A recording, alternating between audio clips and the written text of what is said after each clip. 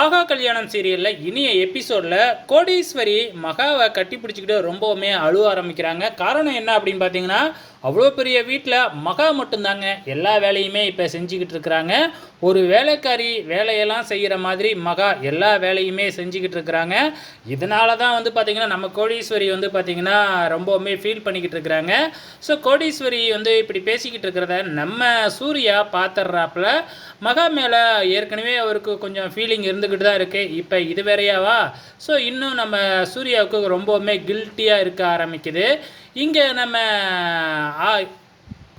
கௌதமுக்கு வக்கீல் ஃபோன் பண்ணி அந்த கடத்தினாப்பில் இல்லையா ஐஸ்வர்யாவை, அவனை வெளியில் எடுக்கிறதுக்கு 10 லட்ச ரூபா வேணும், இல்லைனா எடுக்க முடியாது, இது வந்து கிட்னாப் கேஸு அப்படின்னு சொல்லி அமௌண்ட்டு ரெடி பண்ண சொல்கிறாங்க. இப்போ கௌதம் 10 லட்ச ரூபாய்க்கு எங்கே போவாப்பில்?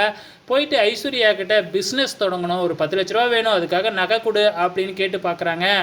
ஐஸ்வர்யா இருந்துக்கிட்டு முடியவே முடியாது அப்படின்னு சொல்லிட்டு நகையை பூட்டி வச்சுட்டு போயிடுறாங்க.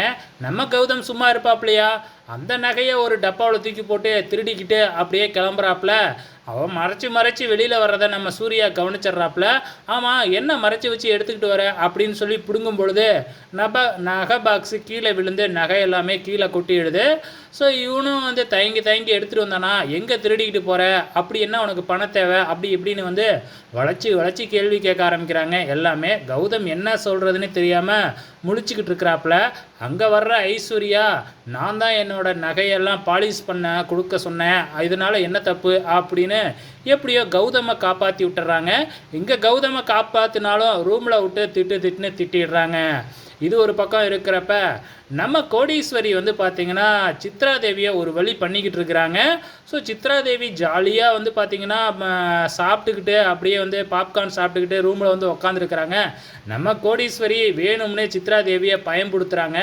ஸோ பயந்துக்கிட்டு அந்த பாப்கார்ன் எல்லாத்தையும் தூக்கி தன் தலையிலேயே கொட்டிடுறாங்க. இந்த மாதிரி ஃபன்னான விஷயங்கள்லாம் நம்ம கோடீஸ்வரி சித்ராதேவி கிட்ட பண்ணிக்கிட்டு இருக்கிறாங்க. ஸோ போக என்ன நடக்க போகுது அப்படிங்கிறத பொறுத்திருந்து பார்க்கலாம்.